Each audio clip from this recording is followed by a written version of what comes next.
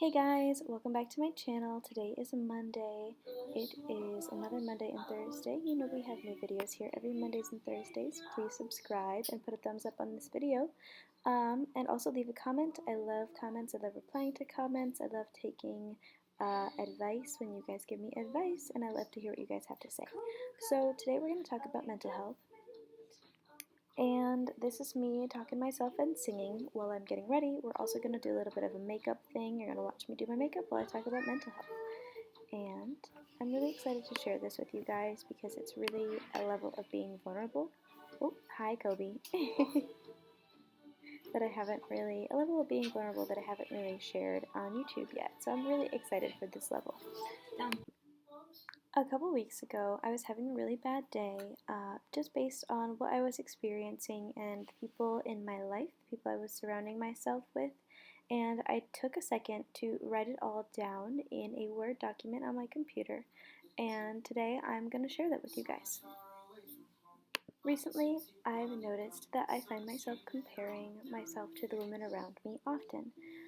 I think that we all do this to some degree, but I don't think I did it this much until after I graduated college. Once I got my full-time job and I started paying my own bills, I started noticing how much of the world is ruled by money. I noticed how everything I want is so expensive, and most days it feels like the lifestyle I want is one that I can't afford. Don't get me wrong, I noticed this in college too. Being a first-generation student, I had to work through college and pay my tuition mostly by myself.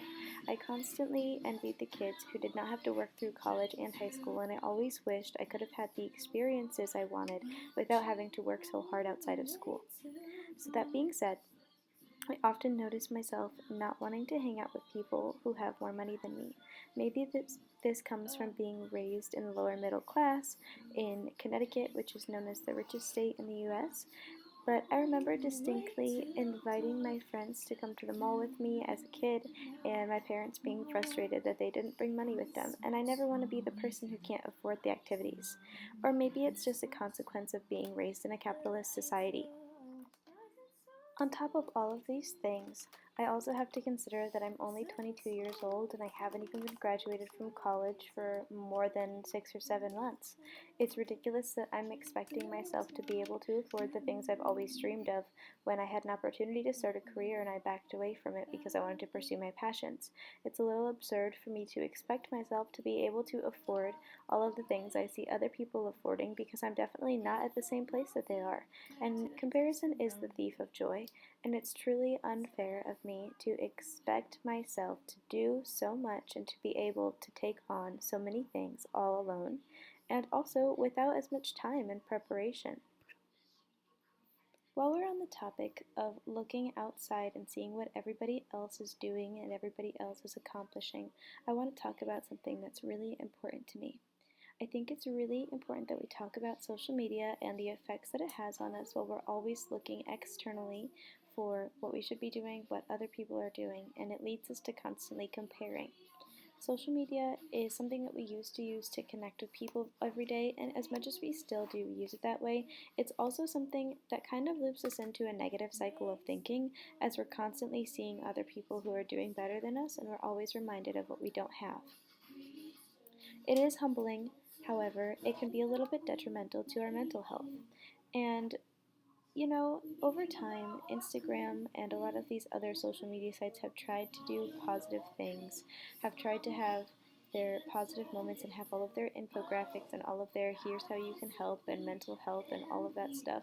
But at the end of the day, I don't think we as a society were this depressed when there wasn't this much screen time. On the flip side of that, the internet and all of the social media sites we have now, especially TikTok, have become resources for people to grow and expand their businesses, their personal brand, their audience, all of that stuff, like just basically get more exposure. And while it is a great tool, it also takes so much time to truly invest yourself in how to grow on these apps, because this doesn't just happen by accident for most people. It happens with intention, it happens with work, determination, focus, and strategy.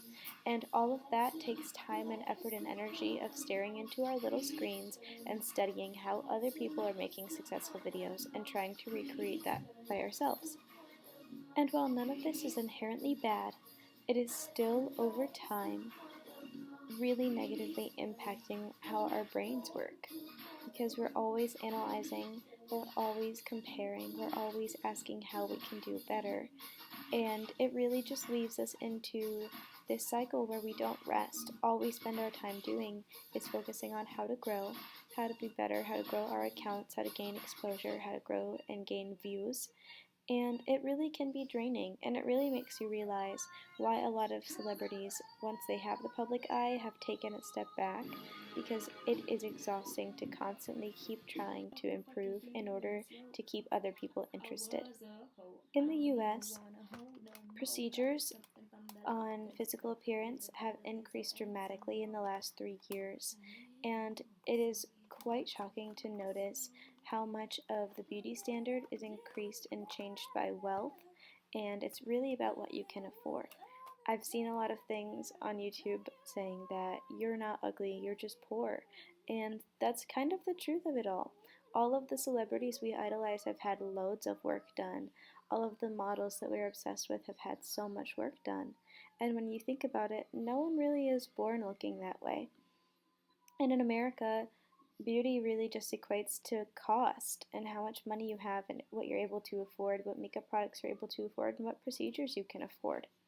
And that's just another way that all of this comparing and all of this digital age has really affected us as a society.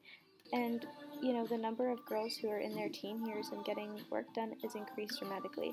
And again, while those things aren't inherently bad, if you have the money, go ahead and fix your insecurities, because I would too. I'm not gonna lie, I'm not gonna put myself above that.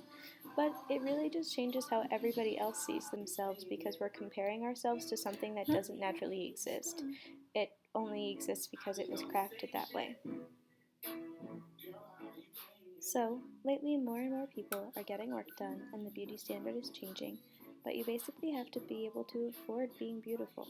There's so much maintenance that goes into being a woman: nails, hair, skin, hair removal of any kind, what you eat, how often you exercise, if you wear makeup every day or not.